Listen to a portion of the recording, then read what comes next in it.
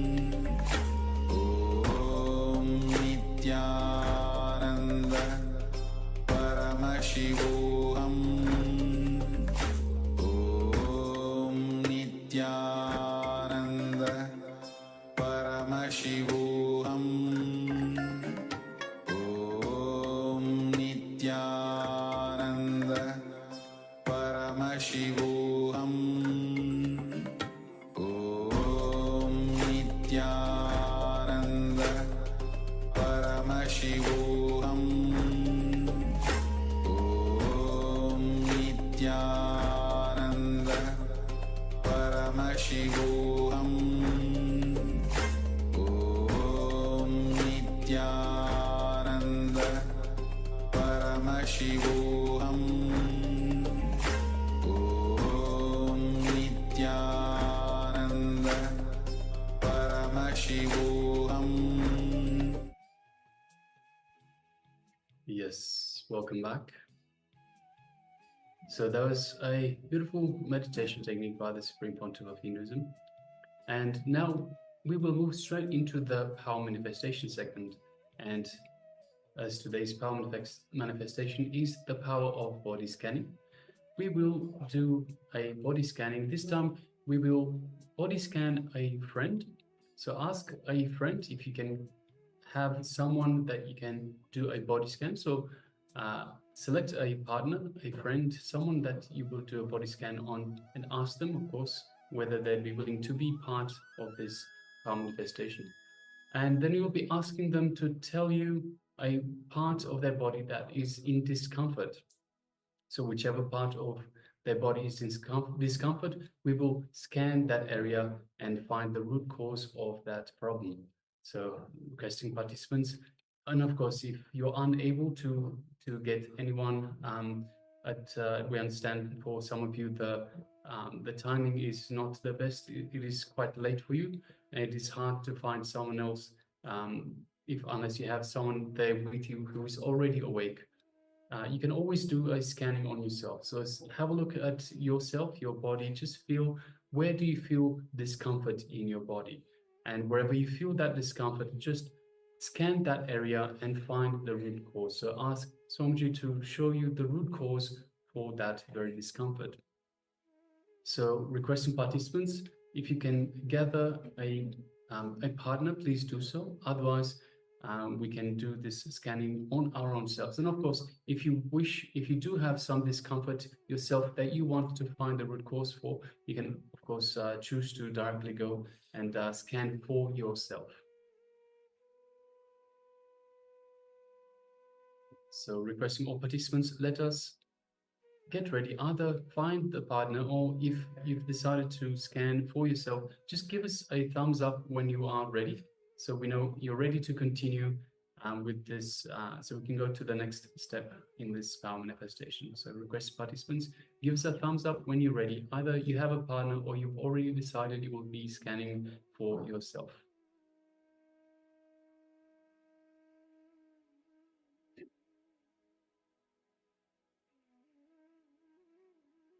Requesting also, we have Ma Anupama and Ma Shu Wei Ping. If you could please switch on your cameras and be available in the camera frame as well, please. And also we have Ma Suganyana and Ma Kaylee Wang, if you could please, and of course Ma Tash VV, if you could please be available in the camera frame. So your camera is turned on, but we do not see you. So if you could please make yourself available in the camera frame itself.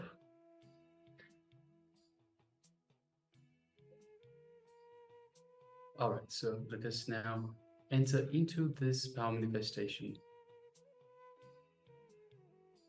Sit comfortably with your head, neck, and spine in a straight line. You can close your eyes, or you can keep them open.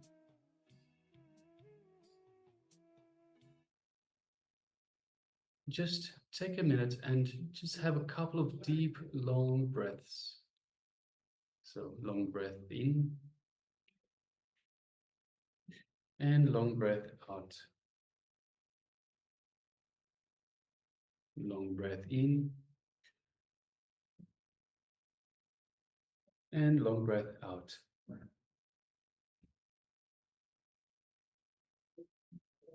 Now let us unclutch from everything of the outside world, any noises, any distractions. Make sure you have the phones put away so it doesn't distract you from this power manifestation. Let us unclutch from everything external and everything internal as well. So any thoughts that come up, any irritations, any patterns, any limitations that you put on yourself. Just anything that comes up, anything the mind throws at you, just become a witness. Just be a witness. Don't get involved, just witness. Let a thought come up.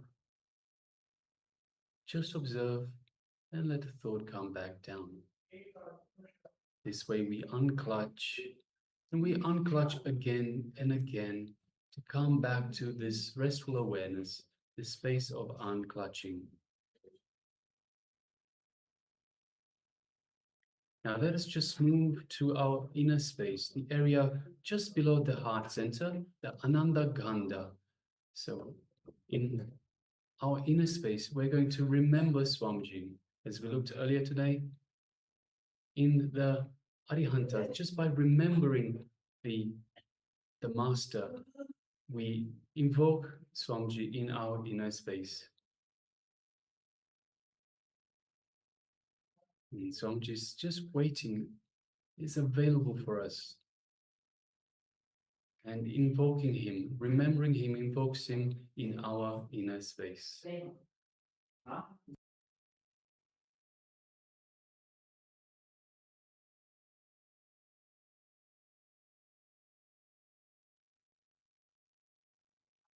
And let us now feel Swamiji's love, his compassion, and his infinite wisdom, his infinite grace, just radiating throughout our entire inner space.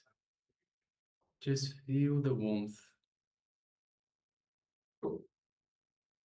Feel the love, compassion.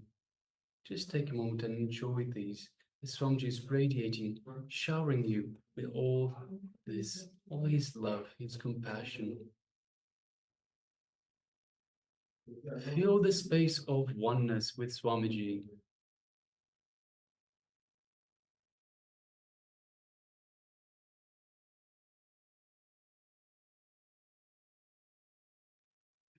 Now, from this space of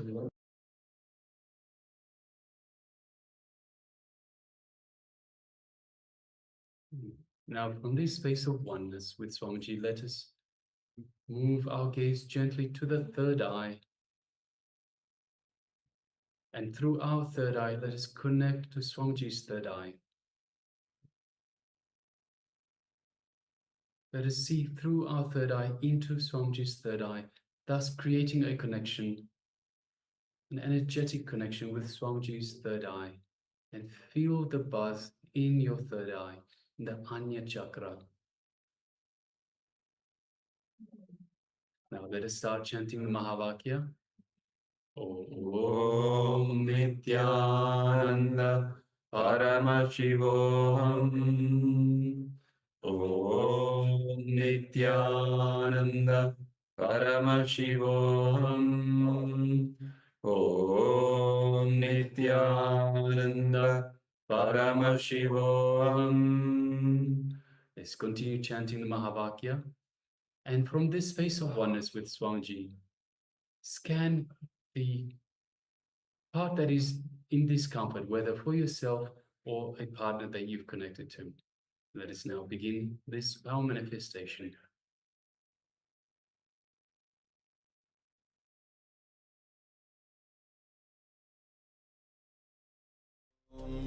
Nithyananda Paramashivoham.